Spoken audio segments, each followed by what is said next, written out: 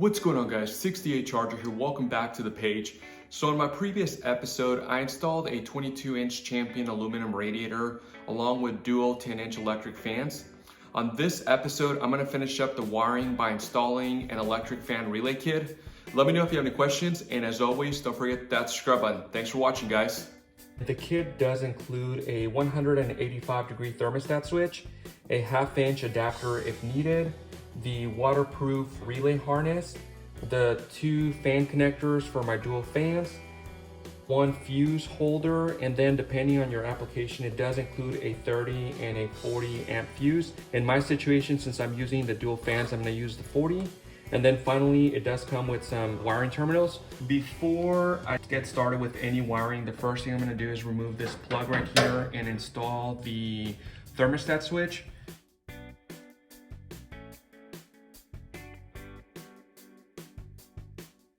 So I decided that I'm gonna run the relay behind the firewall, that way I can keep it hidden. These wires right here, I'm just gonna route through here, all the way to the battery. That red wire is actually gonna be the one that powers up the fans, and then the yellow wire is gonna be attached to this fuse connector that is gonna be directly on the battery. This gray wire is gonna go directly to the thermostat switch, so that one is gonna get rerouted between the firewall and the engine, and it's gonna come around to that guy right there. Back on this end, I'm gonna leave the orange one on this side of the firewall. This one goes directly to the ignition, and my painless wiring kit did come with a thermostat wire, so I'm gonna go ahead and connect this one to the orange one, and that should cover this end of the relay. So at this point, I'm gonna start guiding these over to this side, over towards the battery, and then guiding that one between the engine and the firewall, and over here to the thermostat housing.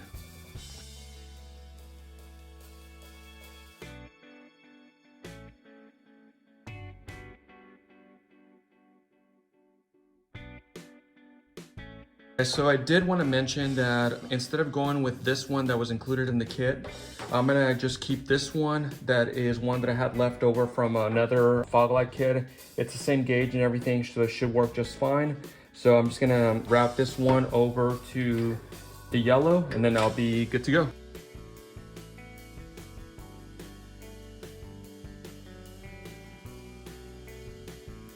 Next thing to do is just wire this one over to the fans, and then ground those fans, and they should be pretty much almost close to being done. And I just installed both the connectors for the fans. So I just routed the fan wires underneath the radiator, having them come out right here.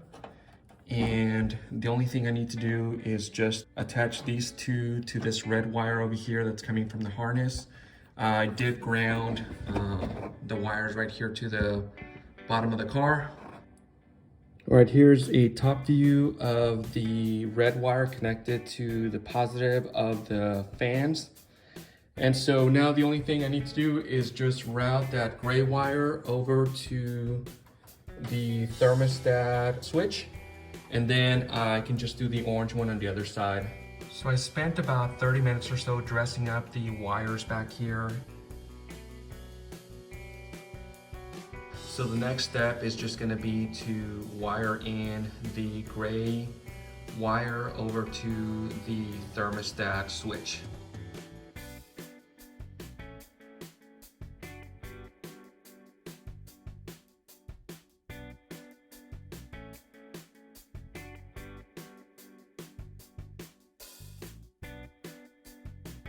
The relay has been installed. The last thing that I need to do is just connect this orange wire to the wire for the ignition.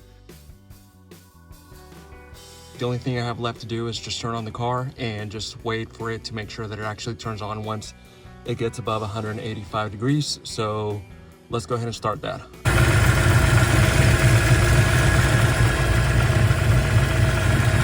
Everything seems to be working as it should. It turns on at 185 degrees. And then with the ignition on, after I turn the car off, it stays on until it goes below 165. If I take the key off, the fans do turn off, which is really cool, so I won't be draining the battery.